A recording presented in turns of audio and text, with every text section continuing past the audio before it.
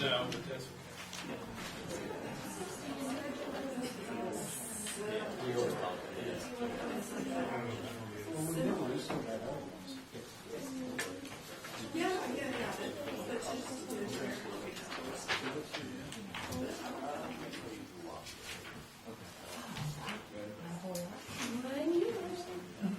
Okay, we'll call the Utility Service Board to order. Take a roll call. Mark? Here. Stan? Here. Jen? Here. Carla? Ron, I'm here, so everybody's here. Our town attorney, Alicia, you have anything? Not for this evening, no. Okay.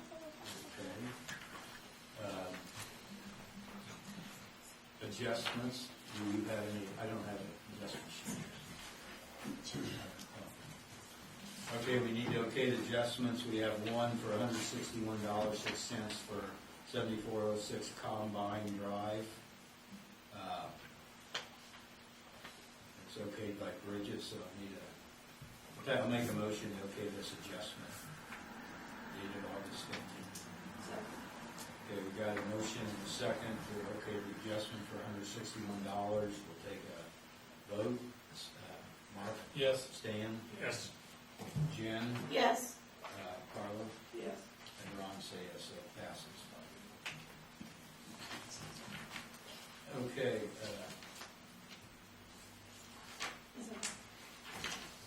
Okay, on this new agenda here, SIA and B, F and S, stormwater.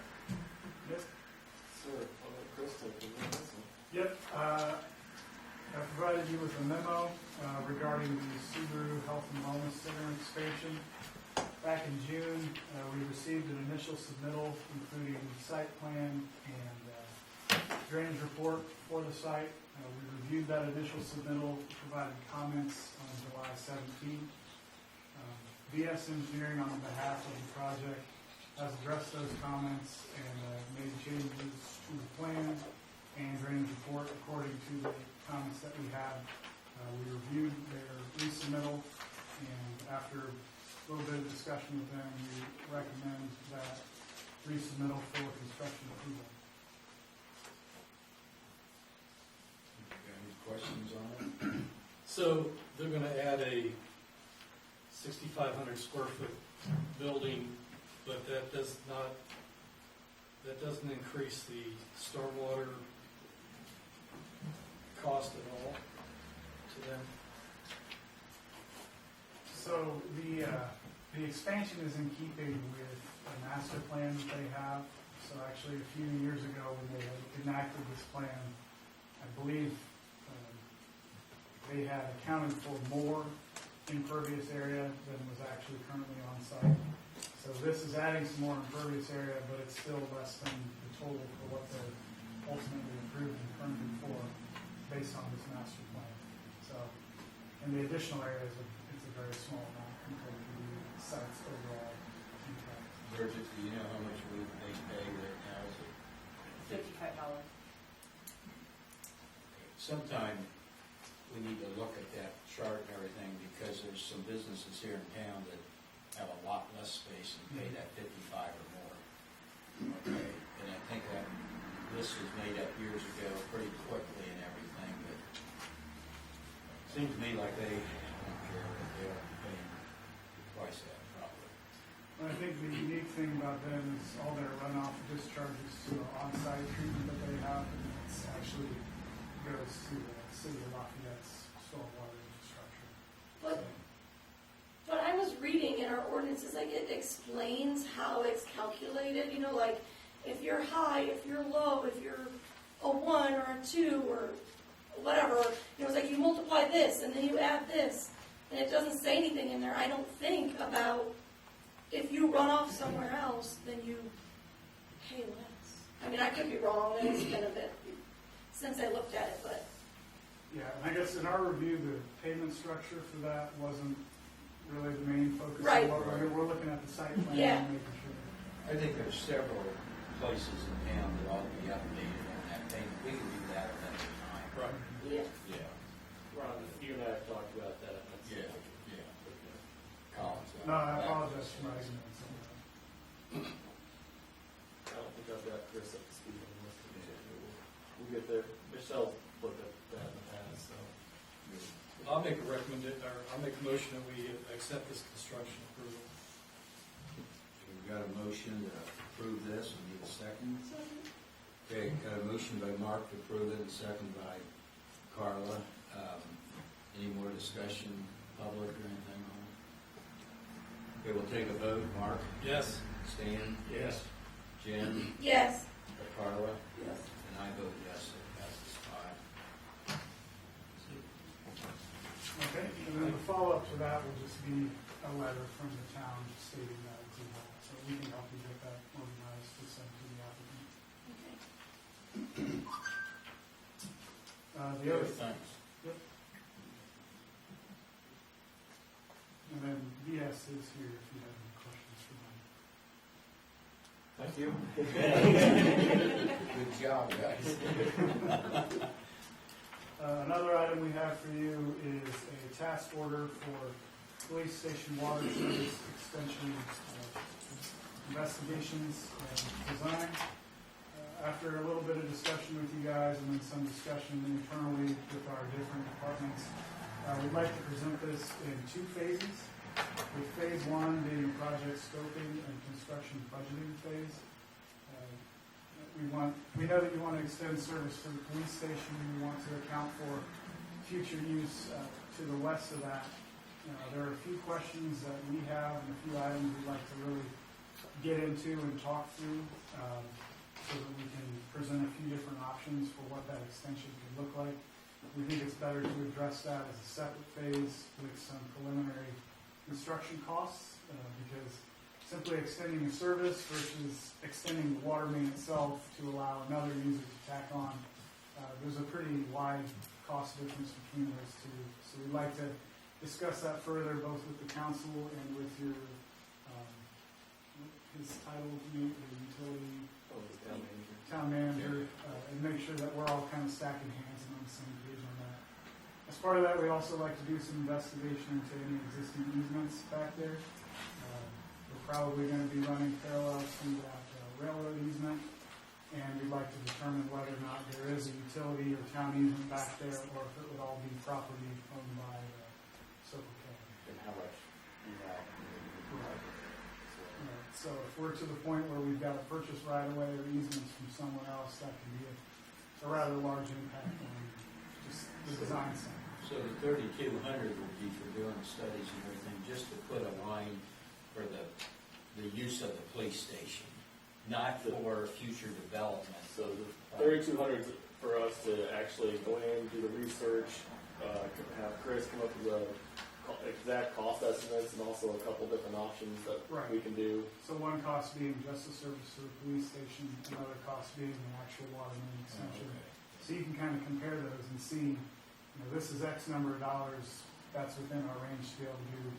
This is Y number of dollars, that's beyond what we'd like to be doing. So I want to have options so you fully understand the financial implications of it. We didn't want to take it to full design until you really wanted to do it, basically. Well, and my thoughts are, when we get to that phase where we're discussing, now, what do we need to do, because what do you plan on putting up there? We have no idea. Because right now, it's the most perfect pumpkin patch on the planet Earth, and we have no idea, we truly have no idea what would go up there. Like, would a McDonald's go there? Would a new police station go there? Would I build a house there?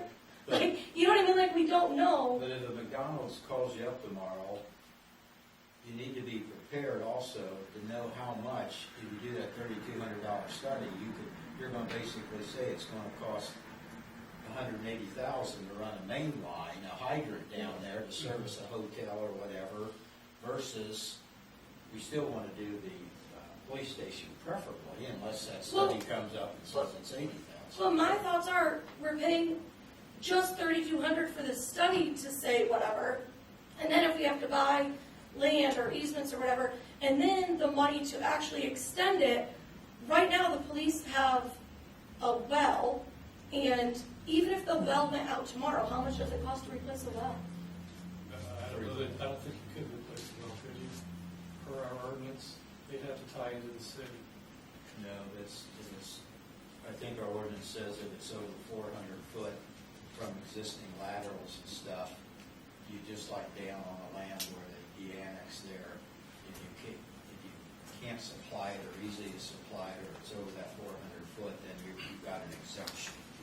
I'm not saying never extend it, I'm just saying, But, we literally have no idea, like, what the future holds up there. but Jen, the future, there's a million things in the future up there, and if you don't get an idea of what something's going to cost, you never know what you can possibly say we could do with that land for the future. We don't want to be talking and say, okay, we want a small motel, or we want a bigger pumpkin patch, and so. Yeah, we do. Yeah, and so then they come up and it's 5 years from now and they say, well, it's going to cost you $120,000. We wouldn't even be talking about Well, that. even if it costs $10,000 today, 5 years from now, it could cost $120. You know. All right, well, But I'm just, I think you got to do a study. You got land up there, and you got to have the cost anyway to put water to the police station. but I'm saying I don't think we even need to put Need water in the water. police station. Like, Scott, you good with your water there? It's nice water? He's got bottled water. He's got big jugs of water. He's got a well out there. Like, I'm saying, I don't even think that that's necessary right now. And did you say, correct you, the pumpkin patch is watered with a well that doesn't cost the town any money? Is that right? Did we get that straight this year? I mean, that's What's just the my rest of the opinion. board? What's everybody else think? If you did this study and you're gonna look at what might go in there, you would probably have a pretty good idea about that footprint, what you would need to bring to anything that might go in there, right? Yeah, Except for, minimum, 13-story high building or something like that, one Yeah. might be a little different story. at minimum, you're probably going to want a 6-inch water main extension. That way you can have a fire hydrant there, provide fire protection both for the police station and a restaurant or a small motel or a resident or whatever else you might have come in there. But if we're looking at not providing additional service there and just getting water to the fire department, police department, that's a different number. I understand that's not really what you want ultimately, but it could be a point of comparison just to see where those differences are.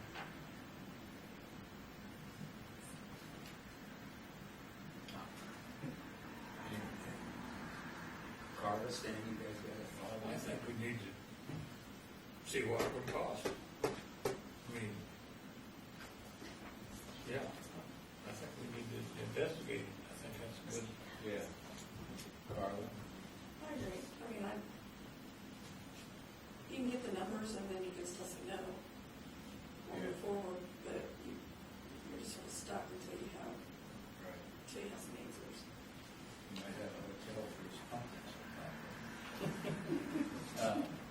Yes, back over to state the name please. Cindy Marsh, 749 Shady Lane. I just wanted to throw out that per our development guide, whoever would want to build something on that property would have to pay to extend the utilities down to that, from the point of service to that area. And if they did that, that would be the time to connect the police station at no cost or very little cost to us, and somebody else would foot the bill for everything.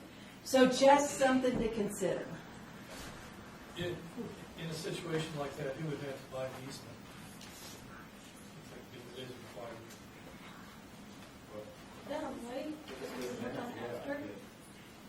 If they have to purchase it from the railroad, which they'd have to get from that or the gas station, they would have to purchase it. If they wanted to say they wanted to put a McDonald's down there or something, they'd have to do that. But they would certainly spend the cost to do it all. That is something to think about, I suppose.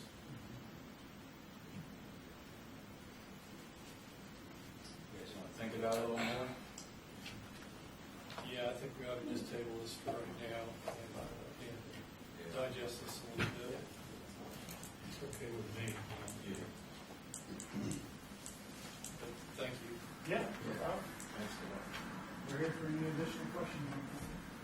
I think it's like the Dollar General down there, when they're finding a buyer or something, that buyer will put in all the necessary drainage, right of ways and everything to get to that 2-acre plot right there.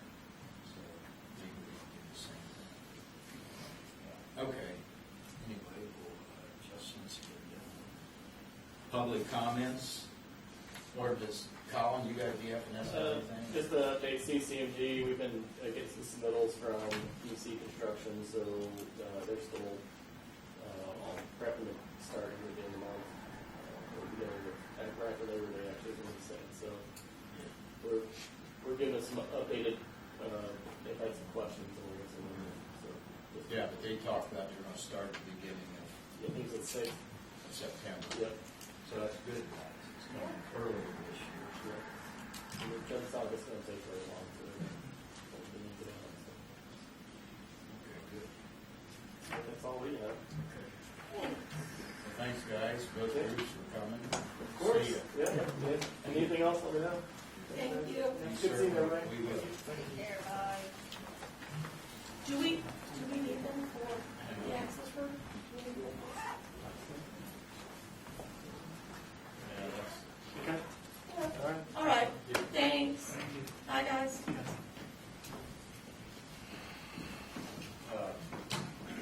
Okay, public comment, anybody from the public out there? Okay. Council comments, Mark? No. Stan? No. No? Jim, no? Carla? I got a couple things. We got the benches delivered, the benches are all put together, and they're out in the parking lot, they look great. They weigh 250 pounds apiece, so they're nice and heavy, they're extremely heavy. We'll end up, we got an attachment to bolt them down to the brick and everything, to the base, so hopefully they stay there. You guys want to move them out now? I mean, not now, but next few days? Yeah. Well, will they be in the way for behind people? Well, I don't know. Wait till we talk about the awning and then we decide. Because I didn't know when we get the pots, the benches are out there, the pots. A little cute little Doesn't time. matter. Everybody. We flushed all of the day, we finished flushing all the hydrants. There's a lot of rust in a lot of them. And we changed from years ago from doing half the town flushing every other year. Now, the old board started doing it every third year. And we're getting a lot of rust, and there's a few comments on places. I personally think we, and everybody can think about it, we ought to decide now, but I think we ought to flush them. I think we ought to flush the whole town every single year. To get this rust out, keep them clean, get the air pockets out and everything, and Nate could do that. We could have the hydrant people to flush them and do that special test. They could come in and do the test on a third of them or whatever the state mandates, you know, do 10% a year, 20%, 30%. But Nate and us could do the rest of them, just flushing the hydrants once a year. So that's probably what we ought to do. Starting next year? Starting Or next. you want to, Well, because Nate- we kind of already did your town this year. yeah, but we're gonna look, Nate and I are gonna look at that list, and we might need to flush a few more in certain areas. Okay?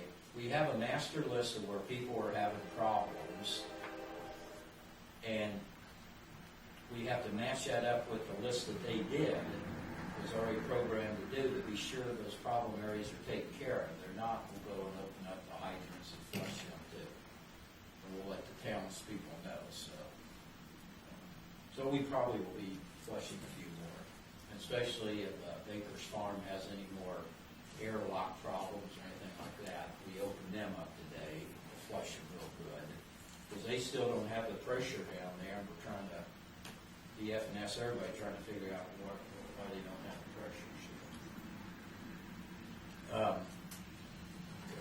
The last thing I got is we talked before, earlier in the year, about purchasing the property behind the community center, the small building back there. We need to really think on that. I think we last left it that we need to, it's on our wish list for this grant money and everything. Is that right? Yeah. Okay. But we have to do, you also have to, what do you guys want to do? Do you want to go ahead and get appraisals for it? Do you want to No. wait? Do you? I wanna wait to see if there's grants. Yeah, right. So we That's can do what I it in the right thought. order. But you might ask for all the grants, if we can you go ahead and do appraisal? Does the grants cover that, or do you have to wait on that too?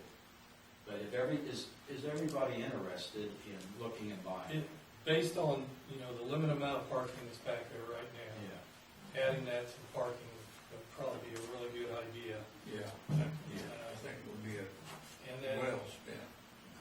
and then I don't know if she would be an interested tenant. I mean, she was gonna stay for another year, I think he said the lease was gonna be for another year. But if you expand that, if she doesn't wanna stay there, or if they wanna do these front buildings and something that, You got an bakery option up there. there, right? So, okay. And we need to, I just remember this, talking about these buildings.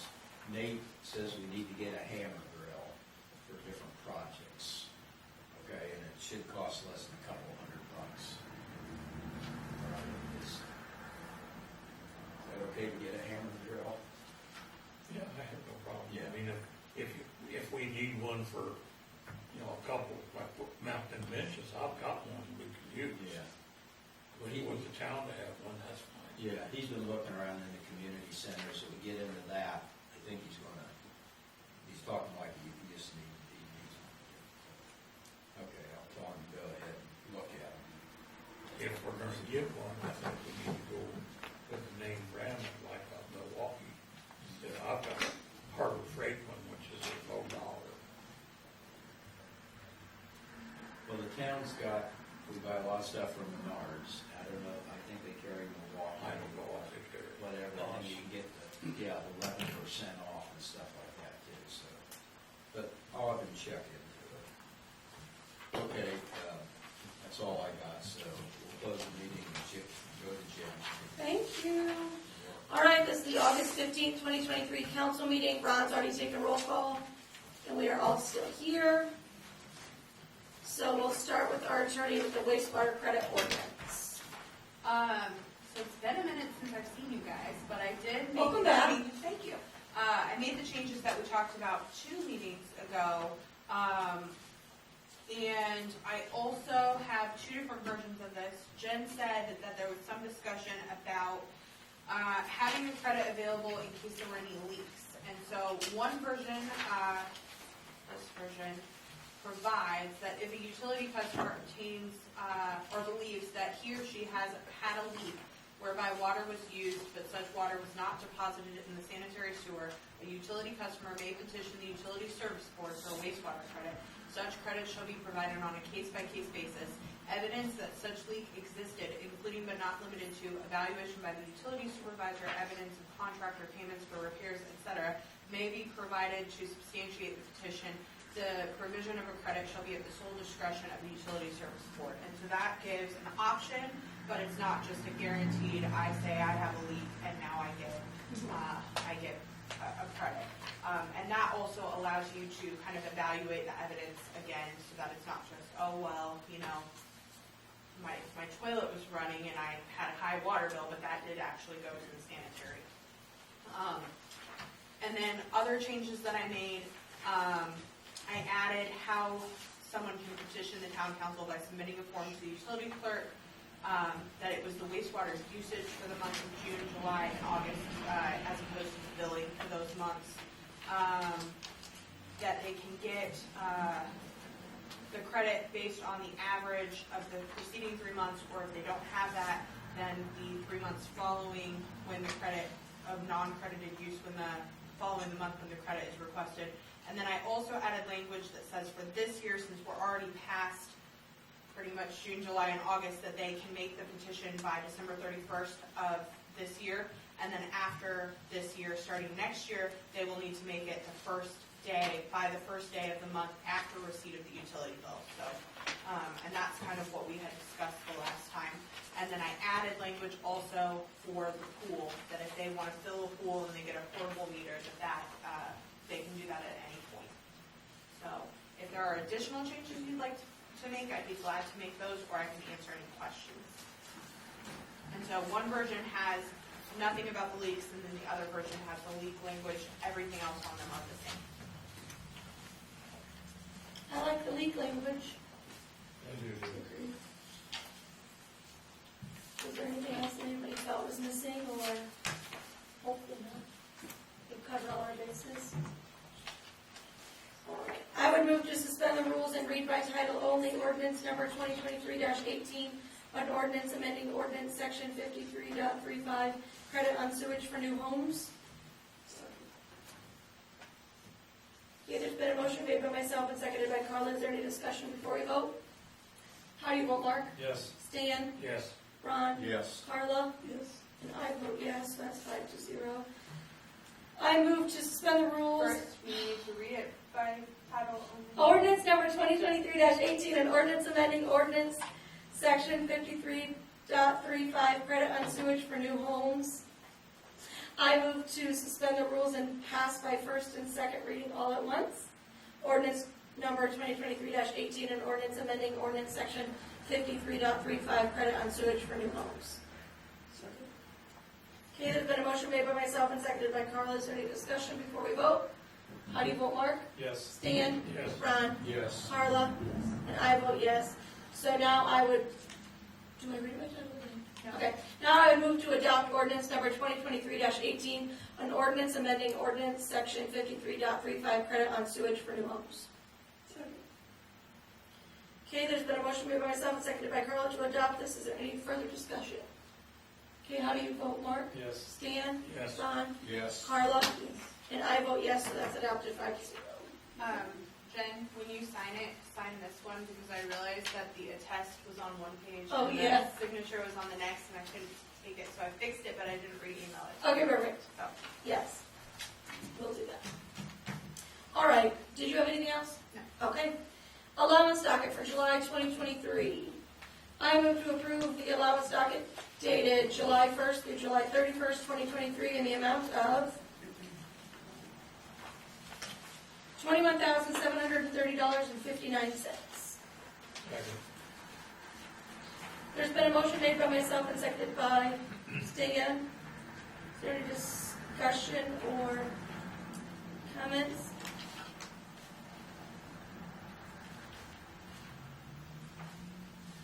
No?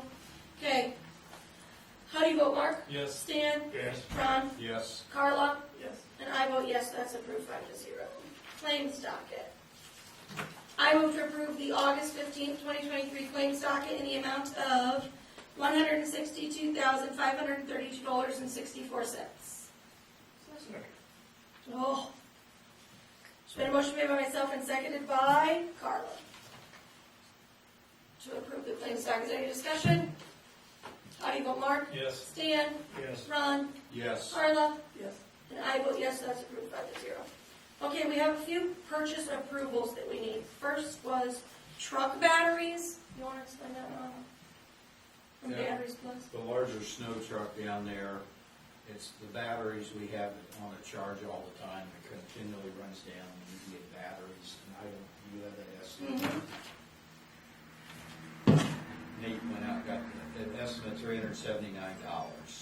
In some sense. Yeah, $189.99 each for batteries plus. We're trying to get all our batteries from Batteries Plus. So, is that, would it be just as well to get them from the yards? Or do they install them when you take them down there? When you take them down to Batteries Plus, they install them, and we've been getting the last year or two batteries from Batteries Plus last several years. Right. Because you're on a thing and they give you a discount for using them there. They come out and they replace your batteries and stuff. I didn't even know there was had batteries. Batteries are not cheap anymore, they're way expensive. Yeah.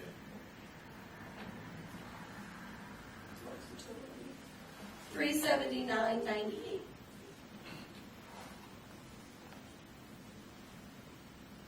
That was for 2 batteries, right? Yep, Mhm. truck takes two. I make a motion to approve the battery. I'll second. There's been a motion made by Stan and seconded by Mark to approve this purchase of 2 batteries for the truck. Is there any discussion or questions? How do you vote, Mark? Yes.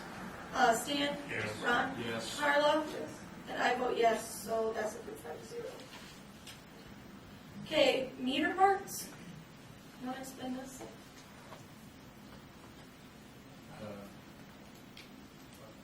Antennas and swivels? Yeah, we got them in, it's just we just keep so many in stock. Oh. For in the meter pits, they're just parts for in the meter pits.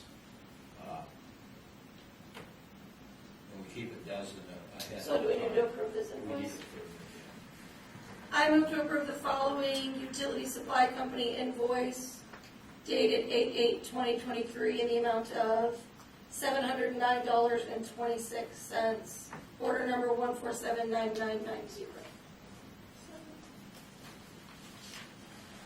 It's been a motion made by myself and seconded by Carla to approve this. Is there any questions or comments? How do you vote, Mark?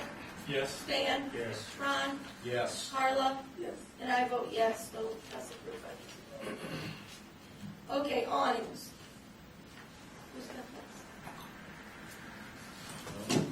Mark's got prices on cloth awnings, canvas awnings, and I got prices on metal awnings. Okay, let's hear it. Well, the cloth awnings, they're for 2 awnings, 15 foot wide, 57 inches high. 72 inches long, 8 foot with 8-inch sign panels. That total was $9,200. And That's then, for 2 of them. that's for 2, and it's installed. And then this one here from Steve's Overhead Doors are for the metal awnings. It does include, Ron, you handled this. This does include installation, right? Yes. Okay. So this is for $8,364. So the cloth ones are, we can pick out the color of the fabric. But this says here that it's a drop clay colored awnings. So They match the other awnings, the same colors as the other awnings.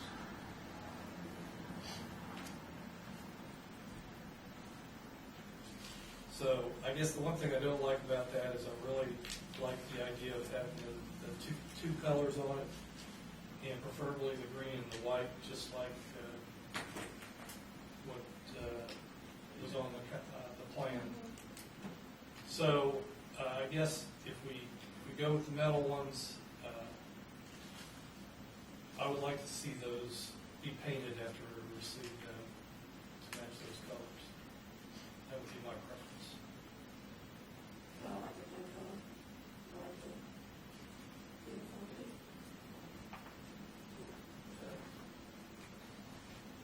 We can get them in the clay color to match the others, and then we took these others off before and painted them. We can add that stripe, right? Yeah, they could be repainted. Do these can these come in any color besides clay? Oh, Could they come pre-colored already with the 2 different colors? I'm sure they could, but, I don't know that I'm sold on the stripes. Like, I loved how it looked in that picture, but to me, it felt like a shop, like a market or something. Oh, what? Yeah, like I loved it, but I thought maybe like over there it would look better. We just keep this building really boring.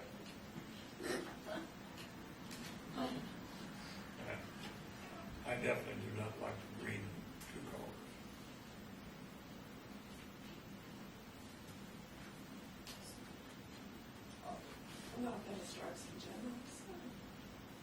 We need to vote on this. I make a motion that we go with Steve's overhead doors with clay collars. That long. Second. All right, there's been a motion made by Stan and seconded by Carla to go with Steve's overhead doors, the drop clay colored awnings, for the total of $8,364. Want to have any more discussion before we vote? Sure. How do you vote, Mark? No. Stan? Yes. Ron? Yes. Carla? Yes. And I vote yes, so passes 4-1.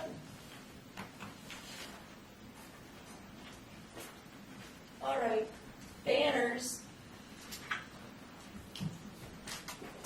Let's see what I got. Okay, everybody's got 7 or 8 banners. I asked everybody to send me pictures out of the banners from display sales where we've always gotten our past banners from.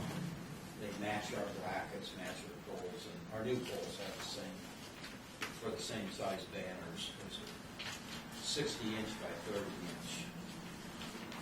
Anyway, tonight we need, these are for the new light poles out here, and today we need to pick one out for the late summer, fall season, and then when Christmas comes around, we'll have, We're just doing a generic.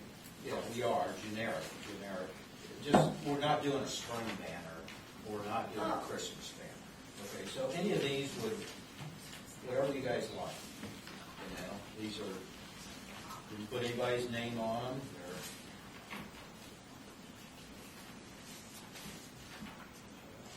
Is this your handwriting? This you? Welcome to Dayton. I don't know. You wrote that. And then this one was not in the book. And I just thought, I called up the company and asked them, we got a gazebo out here, what about one with a gazebo on it? And they dug in their files and they had this one with a gazebo. And had a bright red background and changed it to a green background with fall trees, sort of generic and sort of in behind. So I don't know. I sort of felt there's a lot of different opinions on these banners. I'm not. Well, for fall, I feel like if we're going for fall, I would immediately eliminate this cute guy, this cutie patootie, and this one. Because these don't scream fall to me. These are like spring and summer. Right, but they're nice, that we could maybe use them later. Right, but you just said we're going for fall. That's right. But I thought we were going generic, just put something up that we could use anytime and then the season or later. So I'm confused. But do whatever you want. Looking up, I've suggested military banners before. And I personally will buy the town 4 military banners to go up out there for military days. Good, great. And I think There's a whole bunch of those. Did you see that? That's a reception. I think it'd be great to have on Veterans Day, Memorial Day. Day, we need to recognize. Yeah, I agree. Now we'll need spring ones, and we can interchange these each couple of weeks, or each couple of months, or each month. Maybe every couple weeks. Yeah. So,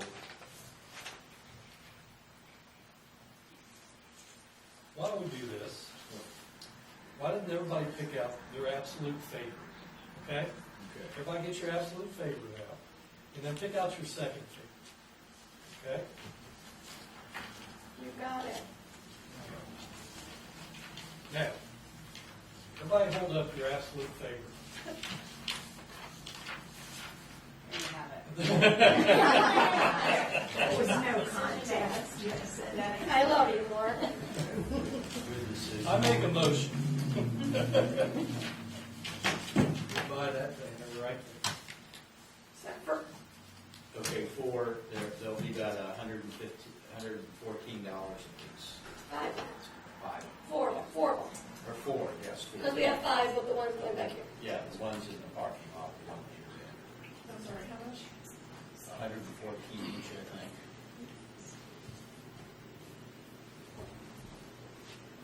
Oh, okay, there's been a motion made by Mark and seconded by Carla to buy 4 of this banner. Welcome to Dayton, the adorable gazebo.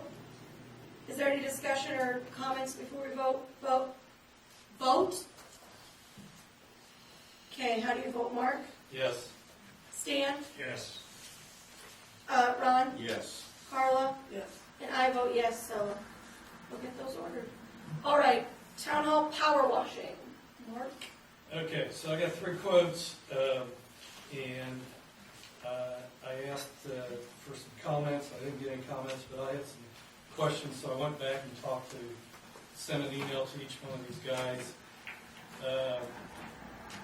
I wanted to make them aware of the crud that's on the front of the building right now, and I wanted to make sure that that was going to be taken care of, and also the limestone cleaned.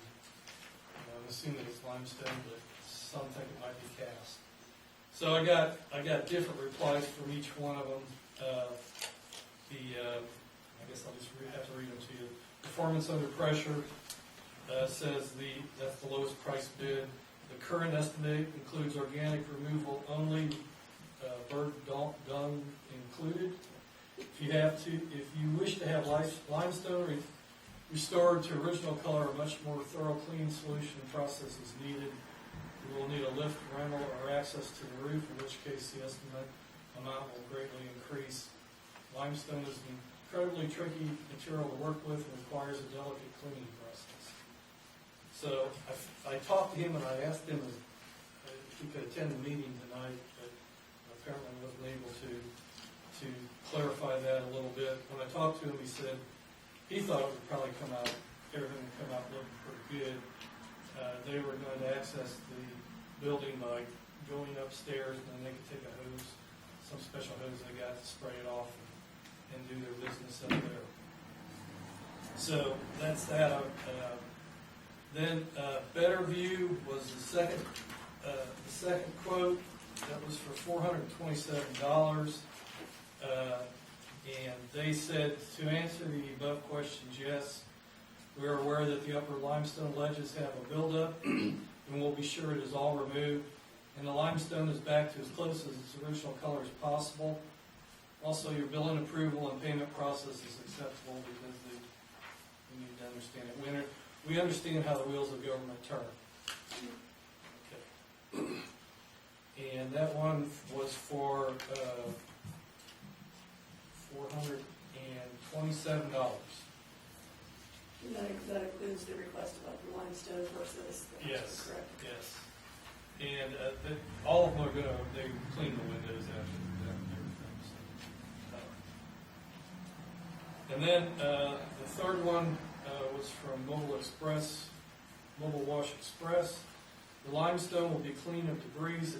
It will look a whole lot better once clean. The color will look like limestone. Hard to tell what the overall limestone will look like due to the time it has not been cleaned. The organic particles might give some extra blemishes staining to the limestone because it was embedded, but once the organic particles removed, I will follow up with an extra product called One Restore to help the staining from not being cleaned over time. I attached some extras before and after pictures, which I didn't print those. The first one was the caramel, and I didn't follow up with the Restore One. They all look pretty good. His estimate is $950. So, I'll let you guys decide. How much was the first one? First one was $300. Better View, $427, and Mobile Express Wash, $950. But the first one is probably going to be increased because of your request. Well, I don't know. I don't think it would be increased, but he didn't actually say the results would be as good. My preference, I've dealt with Betterview before. They do all our window cleaning and stuff at work. And I've had them do pressure washing for me before.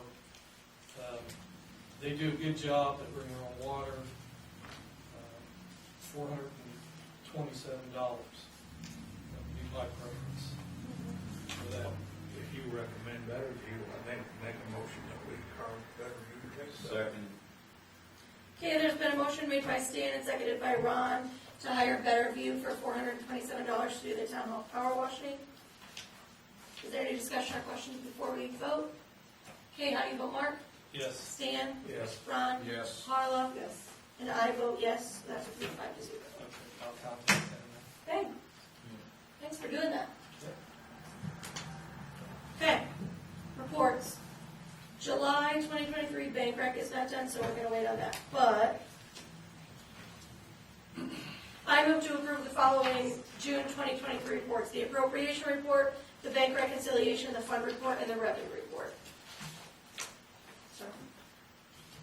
Okay, there's been a motion made by myself and seconded by Carla to approve these reports. Is there any discussion or questions before we vote? How do you vote, Mark? Yes. Stan? Yes. Ron? Yes. Carla? Yes. And I vote yes, so those are approved 5-0. Our minutes. I move to approve the following minutes. July 18th, 2023 Utility Board, July 18th, 2023 Town Council, August 7th, 2023 Public Hearing, August 7th, 2023 Special Meeting, August 9th, 2023 Executive Session, and August 9th, 2023 Special Meeting. Okay, there's been a motion made by myself and seconded by Carla to approve these minutes. Is there any discussion or questions before we vote? Okay, how do you vote? Mark? Yes. Stan? Yes. Ron? Yes. Carla? Yes. And I vote yes, so those are approved 5-0. Next is McKinney Monego with AHG.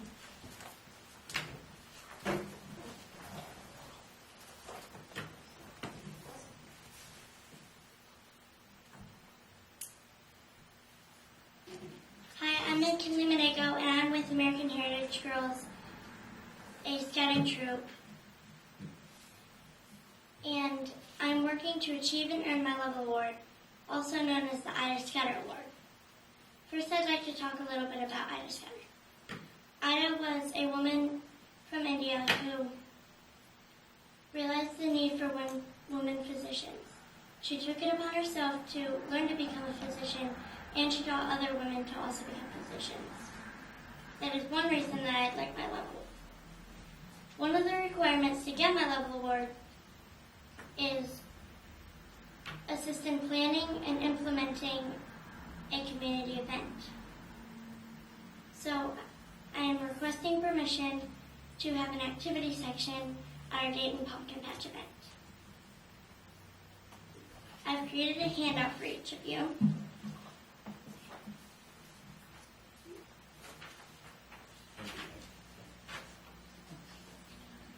Thank you.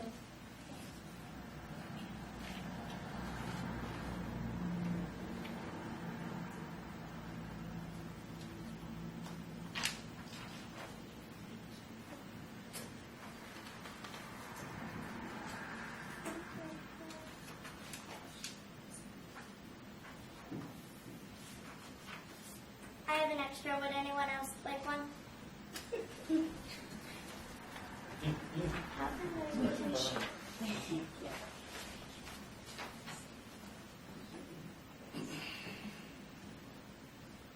The activities that would be in the activity section would be a thankful tree, ring toss, a round of pumpkins, then beanbag toss, tic-tac-toe, and a pumpkin can knockdown.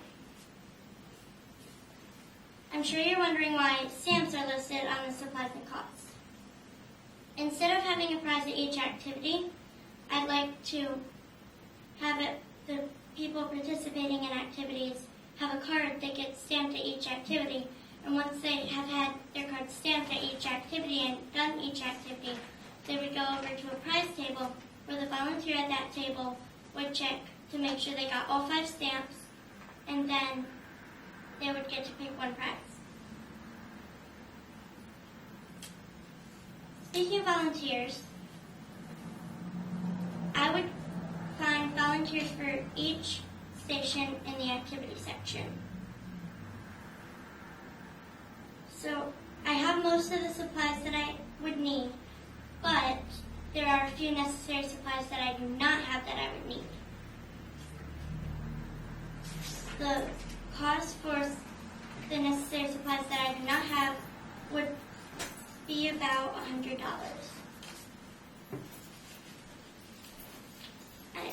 I'm asking if the council would consider making a donation towards the activity section. If not, then I'm asking permission to still have the activity section, but I will find outside donations so that the town does not have to pay. I think we need the activity, I think we need to supply the money. Thank you for your time. Does anyone have any questions? I make a motion that we, Hold on, there's a question. Can you No, say your go name ahead, and go address? ahead, and then I'll comment. Oh, after okay. that. I'll make a motion that we supply her whatever she needs. Second. There's been a motion made by Stan and seconded by Ron to supply these things for the activity section at the pumpkin patch event. Before we vote, is there any comments or questions? Oh, sorry. Cindy Marsh, 749 Shady Lane, and I'd just like to say that I love seeing young people involved with community events and someone that's taking the initiative and starting an activity at our pumpkin patch event is just really, really nice. And I really appreciate you doing that, McKinley. Okay, no. Are there any other questions or comments before we vote? All right, how do you vote, Mark? Yes. Stan? Yes. Ron? Yes. Carla? Yes. And I'm going to abstain from voting because that's my daughter. All right, but it's still approved with 4 votes. Thank you, McKinley. Yep.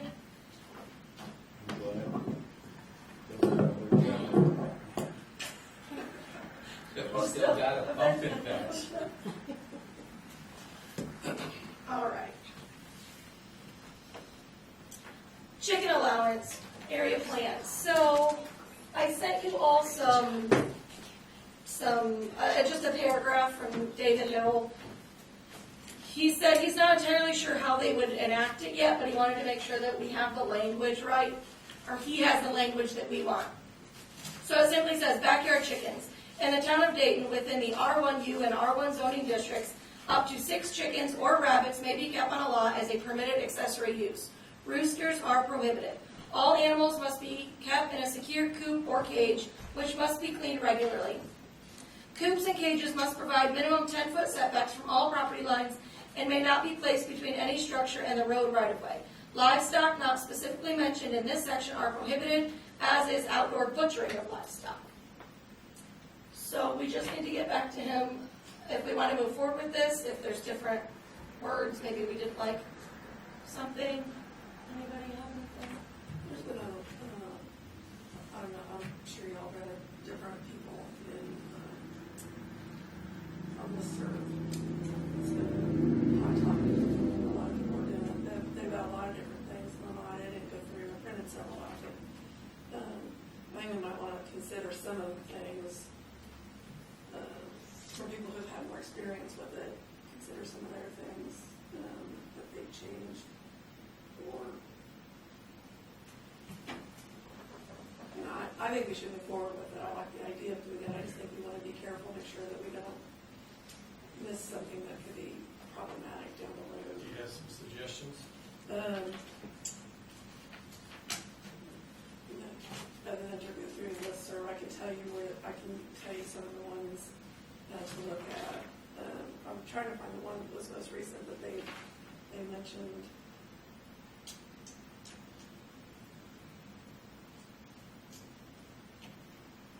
So do we have, is the purpose here tonight, we have to get back to Dayton or something, say proceed with it? Mm-hmm. So this would be a zoning issue, or? This would be going through area plan, yeah. And we did, when I sent this email out and asked for comments or whatever, Mark had mentioned, he just sent me Lafayette's, With Lafayette, Colorado.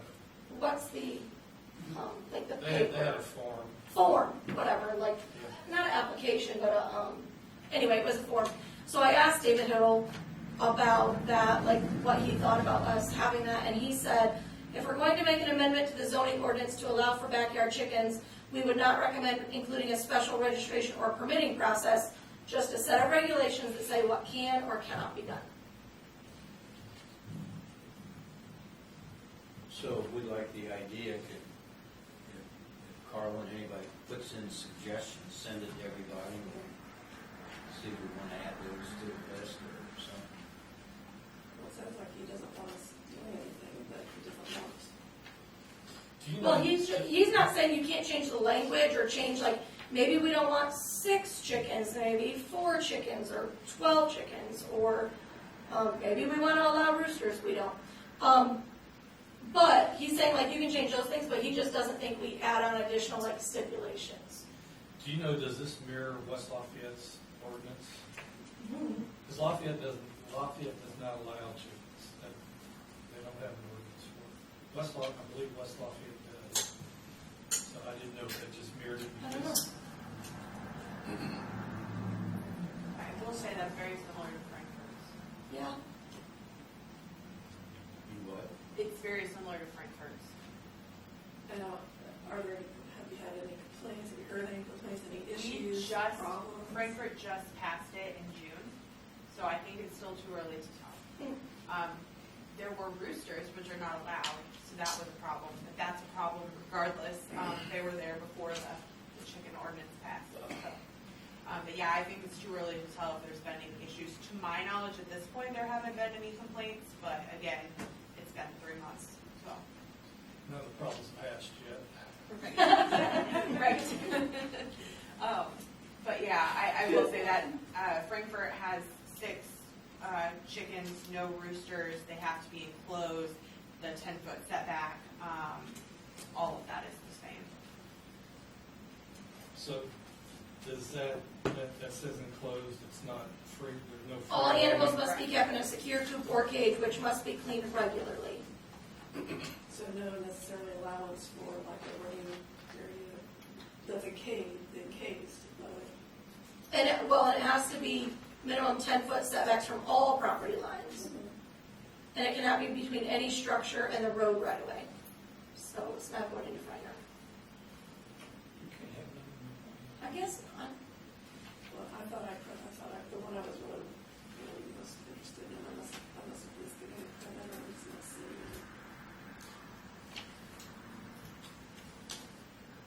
When does this have to be decided, Jim? So we've got time that if people wanted to do some investigation and put together a list based on Carlos' suggestion to see some more seasoned chickens. Right. Yeah. that we could do that. Then, because I will say, I know that Frankfurt based theirs off of Carmel's, and Carmel does allow chickens. I don't know whether or not, because that ordinance was created and in motion before I became city attorney there, but I will say that they, I don't know if they looked at other communities and what the problems were. I do know that chickens are always on the listserv, like constantly. It's a constant thing. So we want to just wait. Put it on. I know they want to get it, but it's just miss getting included with this. But that one wasn't big one as far as I'm sorry, I can't remember the state agency, but if there's any kind of bird flu or anything going around, having them not registered, but knowing where they are because of local birds, even in small areas, still can get that, and it's some state agency, I'm sorry, I can't remember, that's the one I was, and I don't know whether that's a regulation stipulation or what, and that's what I was wanting to check into to see if that's something we should or could think about. I don't know how you would really enforce this, especially if you're gonna register, but I don't know how people do that outside of me too. But I'll see if I can find that. Okay. So we'll just hold off on this. Chickens. Scott could be our chicken camp. No. Chicken police. Right. And we got the car for him. Did anyone else have any comments or questions? Marshall Saylor. Kind of brings up a question that if there is a complaint about a chicken problem, it would be a zoning area plan complaint. Right. Correct. For them to investigate and determine whether there would be a violation, not necessarily the police department. Right. You cannot add that to your title. Unfortunately, I'm sorry. Chicken cheese. That will be the zoning issue. Correct. Because it will be part of the zoning ordinance. So if they have more chickens than they're supposed to, that is a violation of the zoning ordinance. So, Just like if someone had too many horses or. correct. Right, right. Correct. There's signs out front, too many signs or too many Yep. signs. We allow horses in Dayton, why don't we allow chickens in Dayton? Yeah, I'm good with allowing it. I don't Yeah, I think have we're a just- problem with it. Yeah, I don't have a problem with it, I just wanna be cautious on how we word it, and, for lack of a better word, regulate it, so that, you know, Well, why don't, for the next meeting, everybody, if they got any particulars, send it to Jen. Add that on. Perfect. Yeah. Okay. Sounds good to me. Go. Oh, I'm sorry. Would you please state your, oh, there's two of you. Oh, You go ahead, Vic. All right. Vicky Beavers, 758 Main Street. Chickens is like 10, it's like, oh, let's get a couple more and they aren't gonna notice. And then the next thing you know, somebody has 20 or 30. And then it goes into the zoning issue. Do you even really wanna mess with that? people want chickens. I don't have to mess Do with we it. want to mess with having chickens or having a zoning issue? Mess with having chickens. Well, the reality is we have. we have, Oh. we're a small town, Well, there's then 5, 6 never mind. people that have them. It's sort of, a lot of small towns, it's sort of the fabric of America, you know? It's something that a lot of small town people like to have, so. And it really, by and large, will be out of our hands, really, like, we won't be dealing with it. Marshall Taylor won't be the chicken police for real because it's a zoning issue. We will, because we get every problem, regardless of whether it's our jurisdiction or not, but. It will be the area, or the area plans, they will have to police it. Correct. Right. If they receive it, like, Yeah. it has to be acknowledged, so I presume that you would then. For example, Either if direct your chicken them- gets out, you're gonna call the police because it's scratching in your neighbor's flower bed, Yeah. and then Stop. say, I can see it now. you Yeah, call I area can plan see and chase that chicken down. Because the animal control officer is gonna do it. They And catch Scott the is chicken. not the foul police. I mean, Foul play. I will say that the rumor has it there might be chickens in town already, and I haven't had any complaints in years I've been. Yeah, I think it's a good rumor. What was the emphasis for Frankfurt to finally come forward with the ordinance? UDO. The chicken ordinance was part of the Unified Development Ordinance, and the impetus for that was, they hadn't updated their zoning ordinances, specifically with regard to subdivisions and such since like 1967. And so, it was time for an update, and the way of the future is the Unified Development Ordinance. So they finally decided that they were going to adopt one of those, and then that chicken provision was included in that. So there were a couple of council members who did not like the chicken provision and voted against the entire UDO because of that. Wow. But, yeah, it kind of, stuck on through because it was part of the UDO, and I think people really wanted to move forward with that. There was another public comment? I was just gonna ask if Ron and Carla could please use their mics, because it's just really hard to hear you guys. Thank you. Not enough chickens. Can you No, read I us? can hear you okay. All right, anything else about the chickens? Moving on. Baker Farms Access Road. You wanna talk about this? You can, or I can.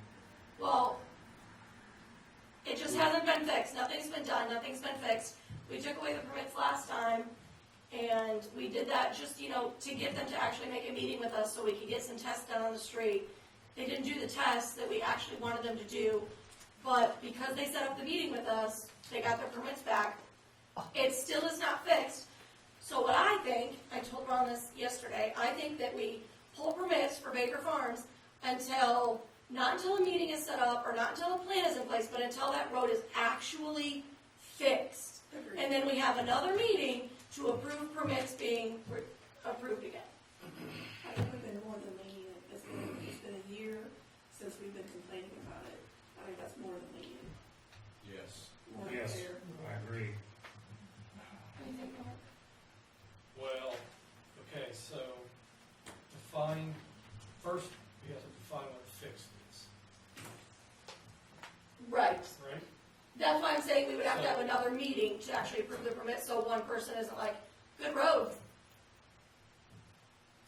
Okay, we need to define what fixed is, and in order to define, and you also need to define exactly what is wrong with it, right? And so what is the method to determine that what is wrong with it? I mean, obviously, if you look at it, right, there's an issue there. But somebody has to tell us that there's something wrong with it. We can't just say that, right? Well, Or can we? BF&S knows there's something wrong with it. Malacus knows there's something wrong with it. Midwest Paving, who put it in, admitted they know there's something wrong with it. The question is the repair and everything, how do they fix it? You can't determine that. Our first request was do a boring test down a foot deep or so, and they refused to do that. So, to really know what's under there, they need to do a boring test, get it down at least a foot or so, and then the board talks about it, what are the possible solutions? So who's going to determine, once you got the boring test, who's going to determine if there's an issue?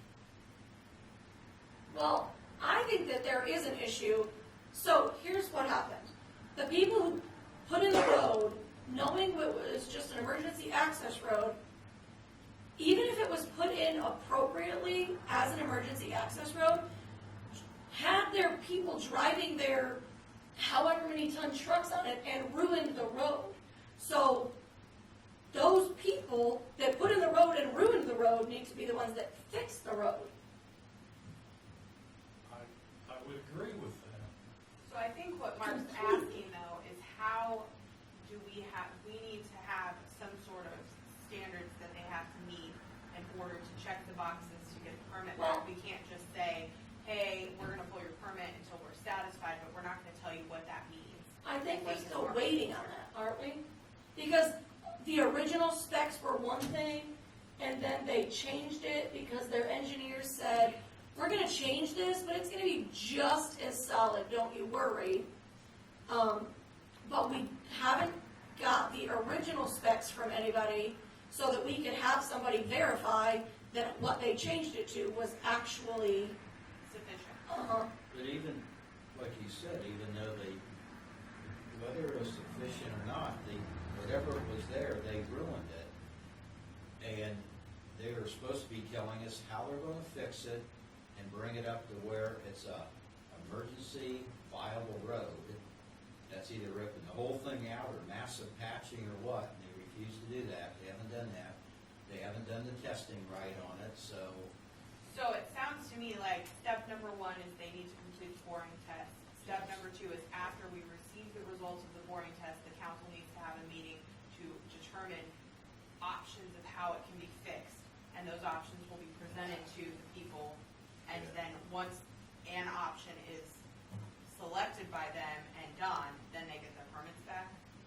Yeah, basically, I think that's Okay, something. so the question is though, who's gonna do the boring test? We've already proven that they don't wanna do them to what we consider is necessary to determine if there's a problem or not. The problem being that the base layer wasn't sufficient for this. They only did the asphalt test, okay? Right. Okay, and then, so we want a test that's to tell if the base layer was to the specifications that were accepted by someone, right?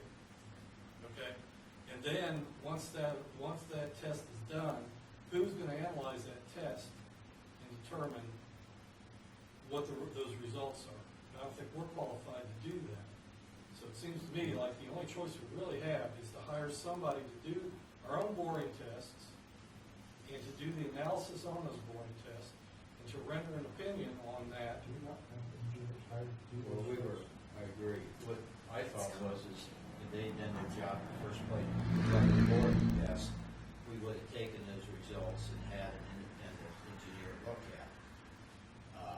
The shame of it is we asked, Stan and I were out there, we asked over and over for them to go deeper. It would have taken 5 to 10 more seconds to go down the proper length.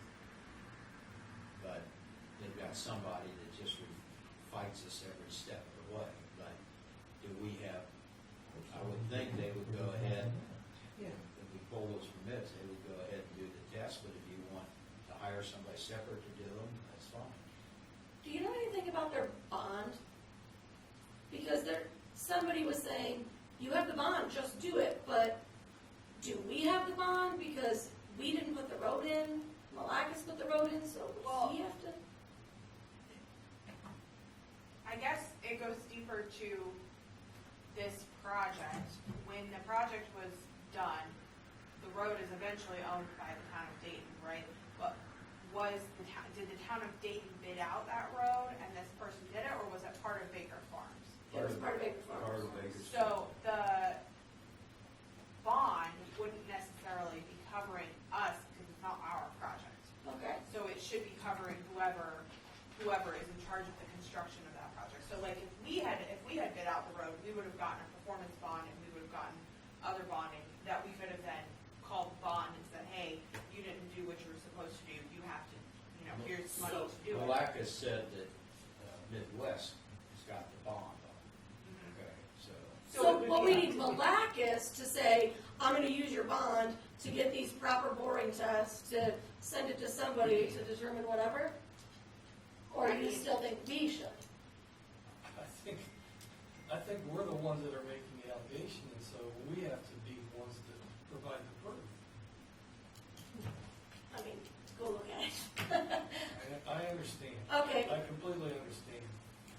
But I'm not sure at this point. we're not Trust has getting been anywhere. lost. We're not getting anywhere.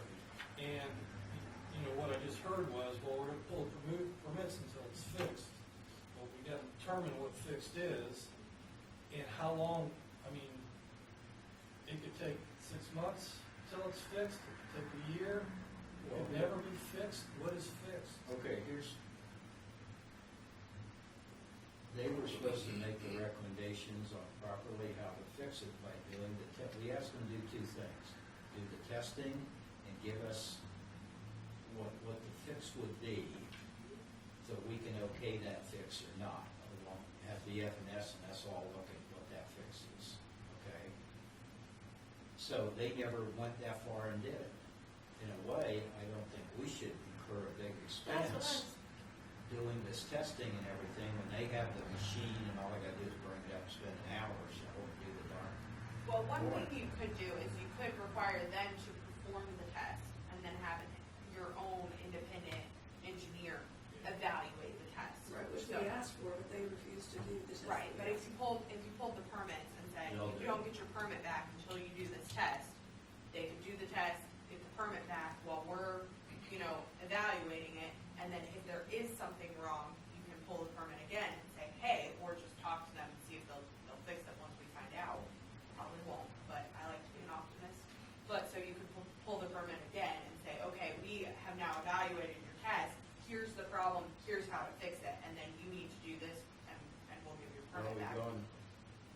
they said they did, but they did the test. It's just they didn't do the test. Well, I think what you're gonna have to require is we want this specific test that goes down to this specific level, and if you don't provide that to us, then we're not gonna give you the permit back. I think the key though is if you, to Mark's point, if you take away the permit from the time that they need to do the test, and then we evaluate it, and we spend who knows how long it takes to evaluate it, and then we come up with a solution, and 6 months go by, we've now held their permits for 6 months. Well, it's kind of on us that we haven't decided what we want done yet. So I think by breaking it up into part one, do the test, then we evaluate the test because we don't trust them to evaluate it anyway. And then part two, here's now our solution. You fix it or you lose your permit. Now we've kind of made it, and I know we've been more than fair to them, but that makes it a little bit less, time consuming if they can't have a permit. So, But I think it's on them, Malacus, by withholding the permit, that will light a fire under him to make sure that they do the job, and to give it, I think if you keep giving it back to him, I think that will extend it longer. And it could. I mean, it kind of depends on how long it's going to take to do the test, to analyze the test, to come up with a solution. And I don't know the answer to that. how about they do the test and they give us the solution, and we'll call a meeting within 2 days and decide. And then, but no permits are given back till that decision is made and they correct that, then we wouldn't be holding them up, because what I could see, if you stop that, sooner or later, if we stop and give them those permits back, they can walk in and buy the rest of those permits for that subdivision for the rest of the year and say, go to hell with us, and we lose the bond and everything because it runs out. Sure. I think that's fine. I don't love the idea of us I'm fine with us having an independent person evaluate it. That's fine. But I don't love the idea of if that takes, 6 months and we're the holdup and we're saying, well, you can't do anything, and we also aren't providing them, that doesn't seem fair. So if we're gonna do it in a quick turnaround, it's fine. I have no problem with that. In the bad? The problem is telling them to do the test and do the analysis. No, I think they're saying they do the test, we do the analysis. They'll Okay, do so- their own analysis, but we'll also do it. And So, okay, are we prepared to do that? Do we know who's gonna do this analysis? We're gonna have to hire an engineer to do it, right? So the engineer's gonna have to have he's gonna have specific guidelines in order to do his analysis. We don't know what those guidelines are. You can't just tell them, well, you do your test, because otherwise you end up with a hockey puck again, right? well, Somebody needs to decide exactly what it is that they want. Obviously, what the end goal is to have that road be the way it should have been from the very beginning. But that's not the case. but if they do the test and come up with a solution, immediately we hand it to BF&S, and they look at the solution and advise us, okay? And maybe, I would almost think we'd have another independent engineer just also advise us too. Look at this and say, we agree with BF&S, what their evaluation is. We're not gonna believe their engineers. Their engineers are the ones that changed the road from the original format, and they wanted to do less gravel and everything, and they said this was a stronger road and all that. They were the ones that made that change to begin with, and they worked for Malacus. So, but Mark, I agree, we can do it quickly, and we can have BF&S look at it and say, yeah, that's a solution or not, and have a meeting with them and table it to you. And if we want to, we could have it set up so there's another engineer on board from another company that okays that and says, I believe BF&S, or I believe Vesters, or whatever. This doing the testing and all that, the bottom line is Malacus has to provide a road to specs that was done. If he don't provide the road with his contractor, then he don't get no permits, period. You've gotta put the pressure on him. You can do all the testing you want, and they can drag it out forever. You just flat tell him, no, you do not get permits until the road is fixed. I mean, they have drug it out, there's many things that's went on down there when that pond next to the road flooded, and we pulled the permits until they got it fixed. Well, they fixed that pond, but then they went over to the other pond after the subdivision was accepted and run hundreds of tracks and trucks over that road. Why did they have to fix the other pond after the subdivision was fixed? Did they not do it right the first time?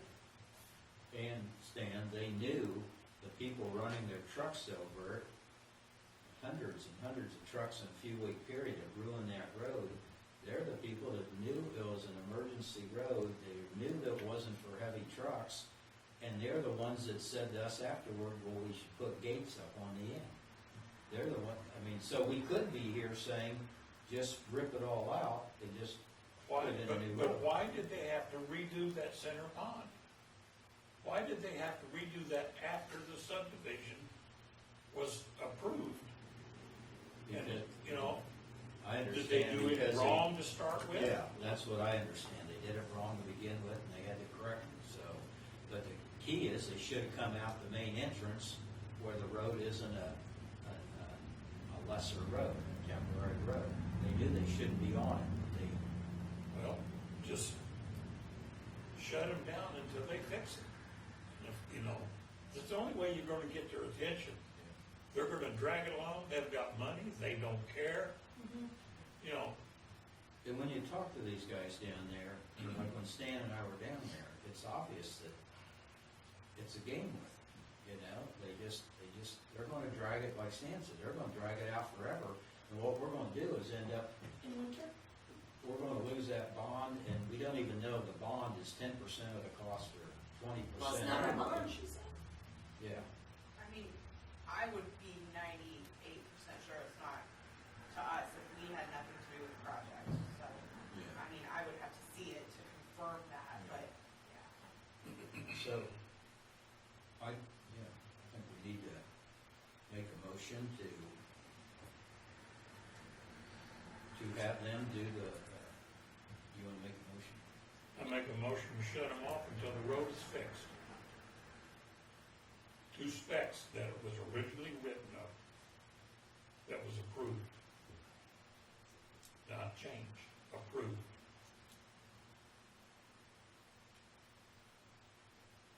Um,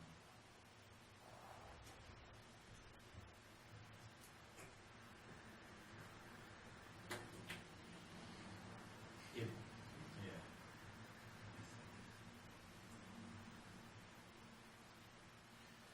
I second it, You- while we're discussing it. I think you need to have an engineer involved in this. I don't think we're that, I think you gotta have an engineer involved in this. I don't think there's any way around it, And that's, in order to do it correctly. That's perfectly fine. well, why on our dime? The point is that we want to pull the permits and move forward with the plan to get But what is fixed? Can you tell me what fixed is? the road that it should have been, the road that they know that it should have been, is the corrected So- road.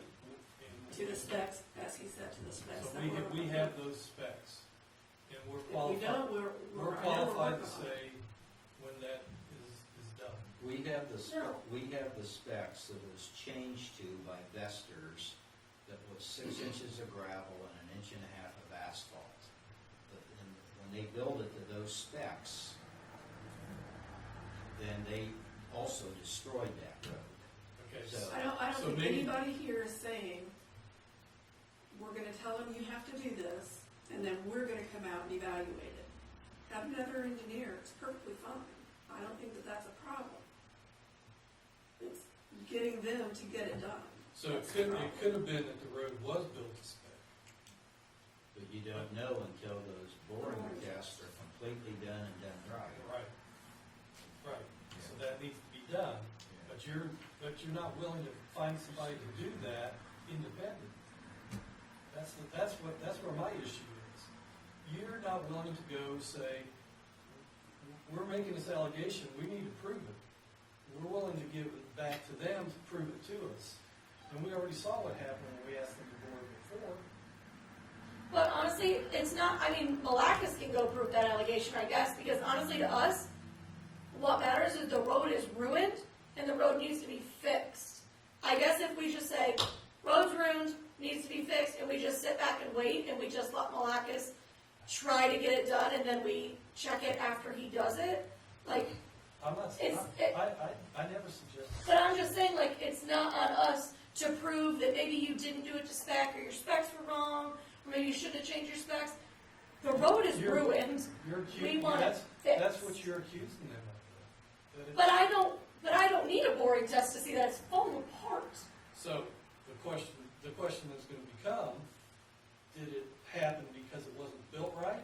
Or did it happen because it got driven over when it shouldn't have been driven over? And the But answer maybe is I don't yes. care, because I just want it fixed. Malacus can figure Well, that out. I think what Yes, Mark is yes. getting at is that if we are saying, here are the specs, we do the test, they meet the specs, the road is still falling apart. Yes. So if we're saying we're gonna make you build the road to the specs, we find out from the boring that it is in fact built to the specs, and it's still falling apart, then we have now said, we're gonna fix the road to the specs, and it has been fixed to the specs, Yeah, and they're then gonna we're continue. stuck. And then we're stuck. I think that's what Mark is getting at. So I think what we need to do is instead of having the road be fixed to the specifications, I think what we need to say is that we need to fix the road so that it's no longer falling apart to the approval of an outside engineer of our choice. I think that would then eliminate that problem that we're saying it has to be to the specs, and then we find out it was in fact to the specs, but the cars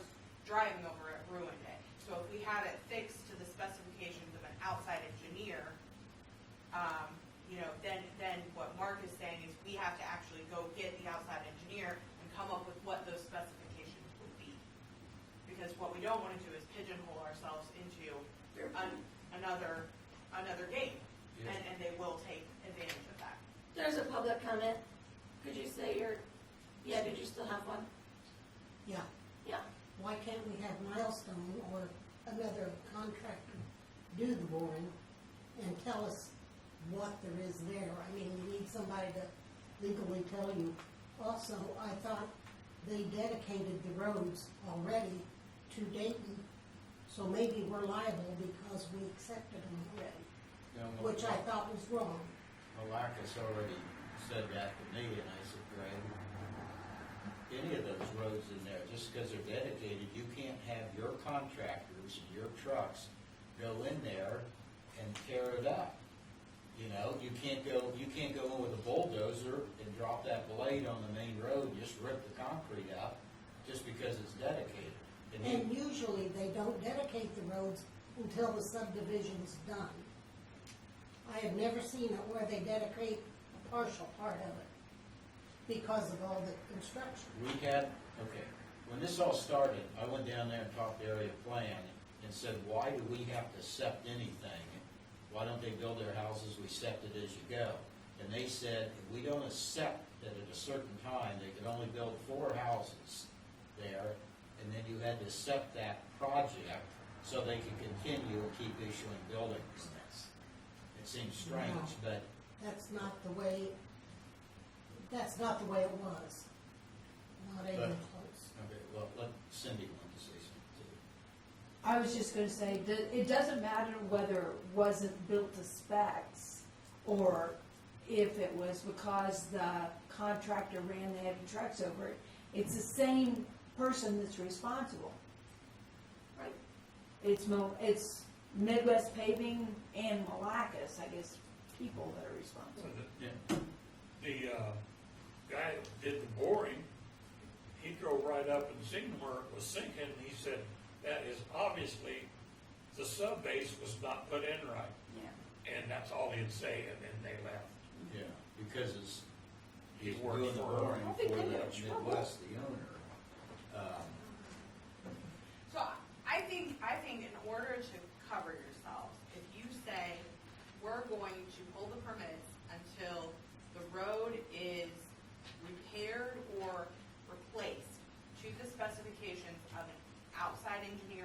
choosing, and then we hire that outside engineer and say, okay, what do they need to do to fix the road?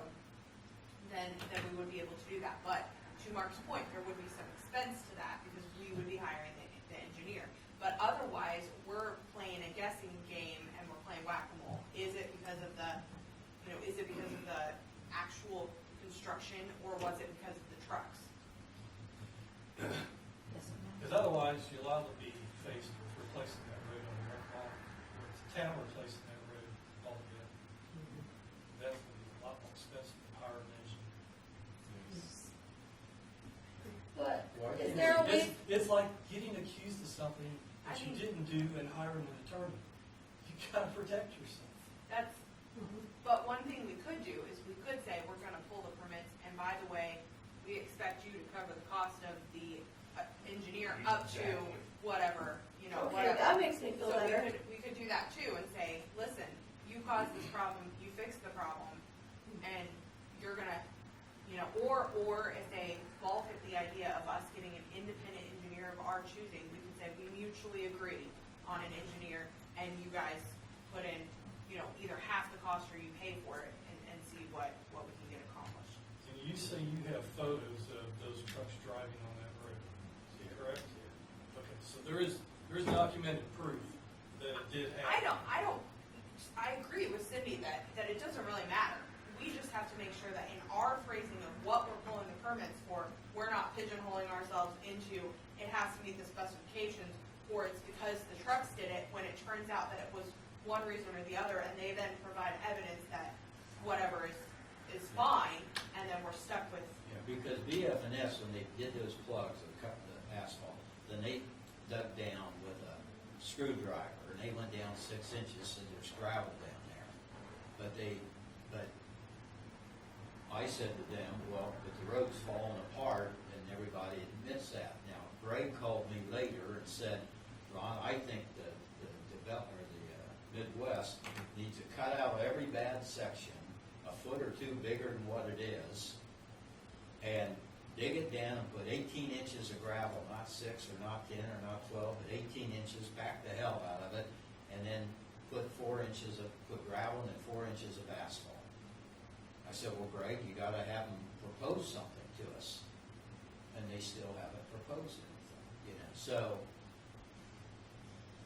yeah, they might have the right base under there, but it doesn't matter. They came in and destroyed that road, knowing that it wasn't for heavy. The road was built for now and then emergency vehicle to run up and down it, not for these trucks day in and day out. Can Greg use the bond to pay for the engineer and to basically fix it how we want? I would assume he could, it's a performance bond, so if they didn't perform what they said they were gonna do and they contracted them to do something, then I would say yes. But it would, again, depend on what their contract says, and there's a lot more to it than just a blanket yes or no. I don't wanna pay for it. I don't want the town to pay for it. I feel a little bad being like, Greg, you pay for it because, yes, ultimately it's his fault, but Well, I don't know. you could go half and half, So okay, we're gonna get a mutually agreeable. No, I don't wanna pay anything. Well, then you're gonna have him pay for it, then. Yeah. I can't help you there. And then we'll let him worry about dealing with the people that ruined it and getting his money from them, I guess. All right, do you wanna take your motion back so we can make a new one? Wanna rescind your motion? I can rescind my motion, my emotion. Oh, your emotions. Okay.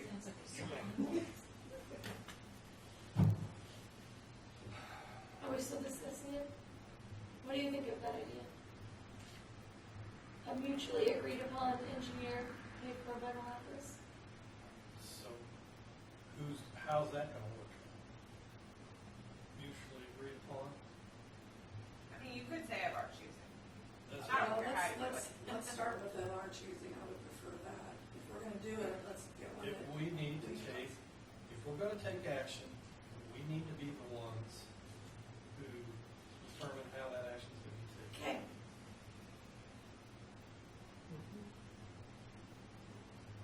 So we're gonna have repaired or replaced, fixed to, I'm getting this straight before I make a motion, to the specs of an outside engineer chosen by us but paid for by Malacus. I would say specification and approval of, hold on, I'm writing it down for you. Love it.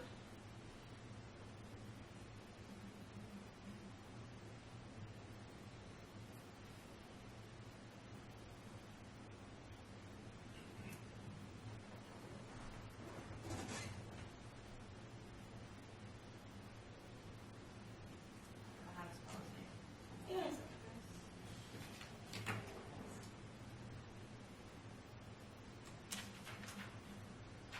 Here you go.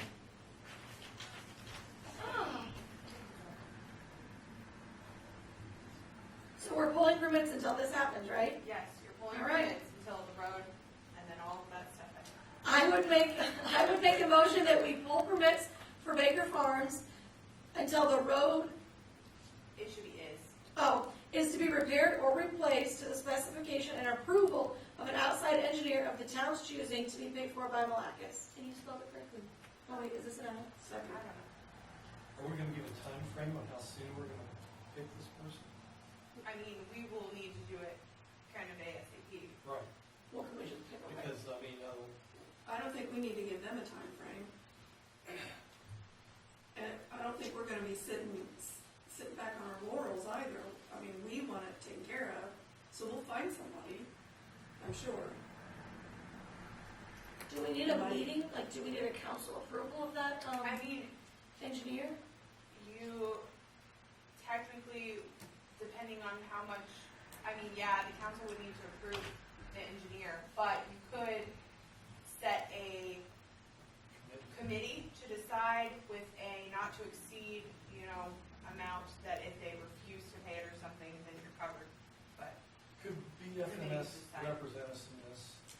Well, does it get fishy with BF&S because they were there when the road was put in?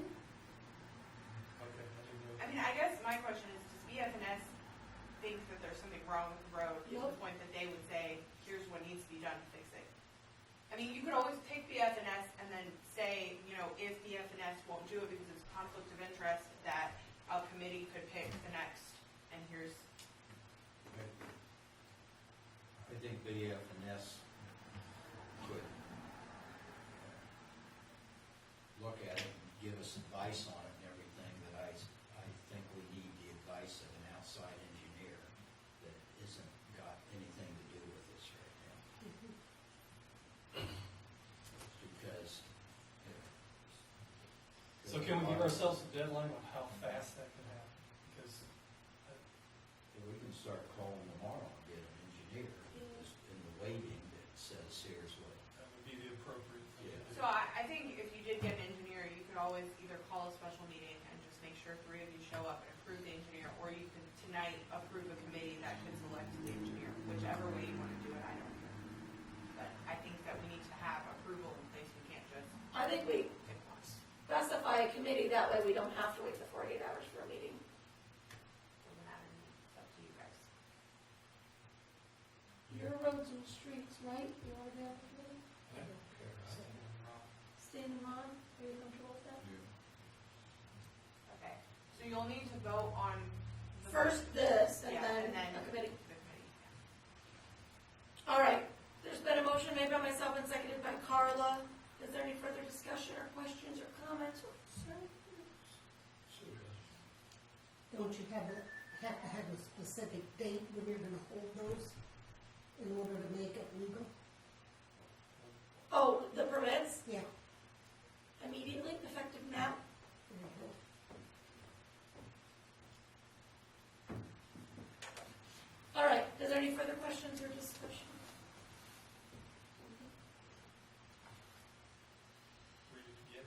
Okay, it was for the road to be repaired, or we are stopping permits effective immediately until the road is repaired or replaced to the specification and approval of an outside engineer of the town's choosing to be paid for by Malacus.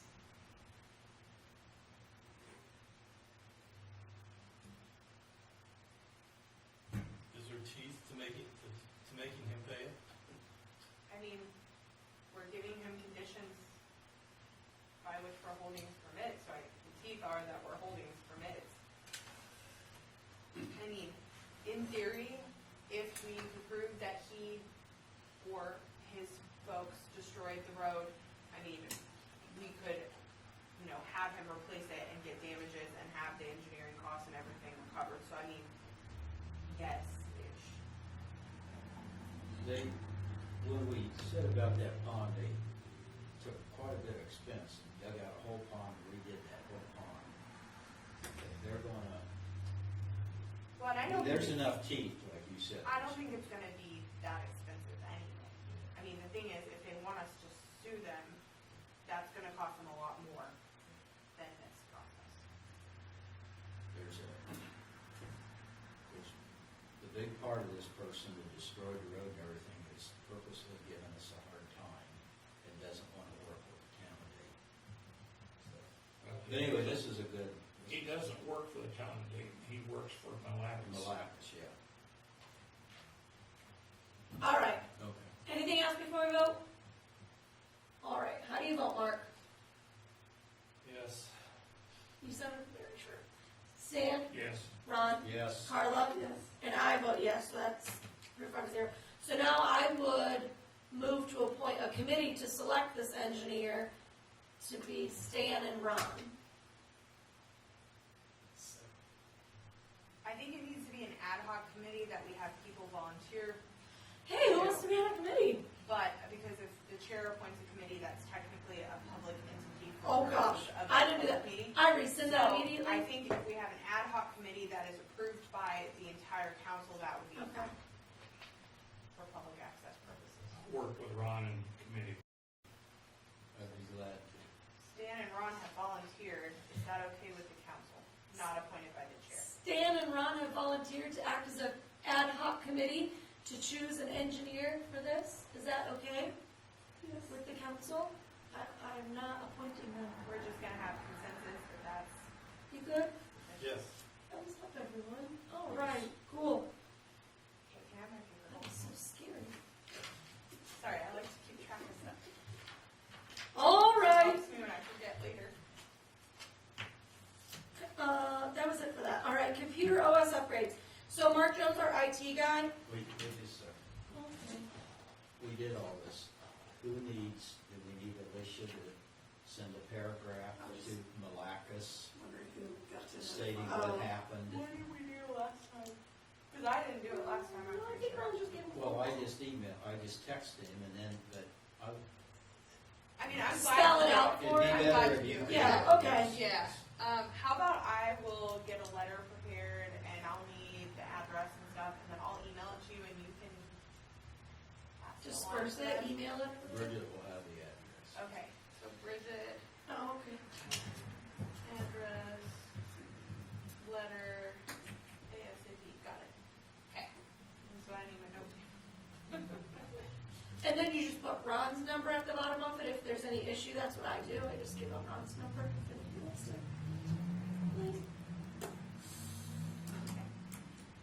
That good? Yep. All right, Very good. computer OS upgrades. So Mark Jones, let me know, I'll just read it to you. The current operating system on our server is nearing the end of its life for support from Microsoft.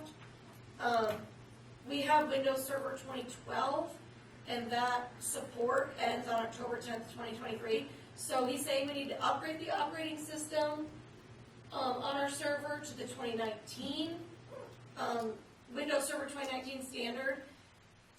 But I started talking to him because there's a newer Windows Server, there's a 2022 version, but he's saying that we can't get the 2022 version because our server is too old. And I'm sorry, I don't know all the technical words, but basically, like, that's too old to handle the 2022, so we can only get the 2019. But my concern is the 2019, the support for that is going to end in not too many years. So, How much for a server? right, exactly. So I asked him, because I couldn't remember when we got that server, and he said that we got that server in 2015, November of 2015, and it was $2,524, including the software. The software and the license was $787, and the server itself was $1,737. And what we need if we get the 2012, it's $800 for the software, so about the same. And then it's $1,200 for him to basically do the labor of replacing it. So I don't know what a server now would cost. If it would be like around 2,000, I literally don't know. So Depends on how big and. right. So I just was talking to him about this. So I had it on the agenda because I was hoping we could make a decision, but we kind of just started talking about possibly replacing the server so that we could get the newer one. So I kind of just want to table this until. You need to find out, I think you need to find out what the cost for a new server would be, getting all the information transferred over, getting the new license. Yep. Because you're gonna end up upgrading eventually, sooner or Yep. later. And there's no sense in paying for part of that twice. Yeah, right, okay. So we'll hold up on that and I'll, get some more information from them. All right, Clerk Treasurer, do you have anything? Thank you. Marshall Saylor, you have nothing, correct? Nope. Okay, any public comment? Ron, you're leaving, it's council comment, do you have anything? No. Perfect. Mark, do you have anything? No. Stan, do you have anything? No. Carla? I was just gonna say, I had talked last time about the public Wi-Fi out here in our green space, and again, I don't know all the words for this, but basically the thing that we need to go out there, the best thing to put out there is not available right now. They're gonna have outdoor units in late September or early October, and then we'll test and see which one to use, and I don't know any of the pricing. So basically, I have no information, but I won't have it until late September or early October. So, That's not, I'm sorry, that's for what? Wi-Fi, probably for the modem. So, something. you probably would want to see about if it can be strong enough to be picked up over here. Community center as well, right? Because maybe it needs to be amped up a little bit for that to happen. I don't know, but that would probably be a good idea. Yeah, I don't know, it's something. How far they used to be, only about 300 feet as far as you go. I don't know what the. well, these are new ones he's talking about, so. I don't know. We'll find out in late September, early October. I'll for sure ask about that So though, if you because, start yeah. doing like after-school programs, and Yeah. stuff like that over there, and kids got computers or whatever, Yep. good to be able to For sure. lock in on this stuff. Oh, yeah. Oh, yeah, for sure. Okay. Having no other business before us, this meeting's adjourned. Thank you. Okay, but nobody leave until you sign. We need that.